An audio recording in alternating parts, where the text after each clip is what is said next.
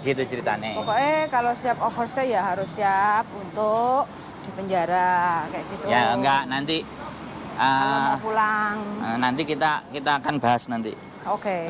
Jadi kita nggak berani ya. Sekali lagi disclaimer, apa yang saya ucapkan tidak selalu benar. Ya, yang saya ucapkan tidak selalu benar. Terkadang ada case-nya berbeda. Makanya kejujuran itu penting loh. Hongkong gimana? Ya. Hongkong. Mending jujur di awal daripada kita remuk di belakang. Sing rugi sampean, rugi waktu. Kita nggak rugi. Kalau yang kabur-kabur kayak gitu ya, kita mikirnya saat ini keluar dari masalah. Tapi suatu saat itu Hongkong bisa juga menutup jalan rezeki kita. Hongkong nggak gitu bisa, loh. men. Hongkong nggak bisa.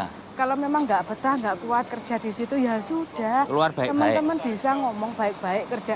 Habis ngomong baik-baik, terus bisa kerja dulu di Makau. Kalau memang masih belum bisa untuk pindah kan.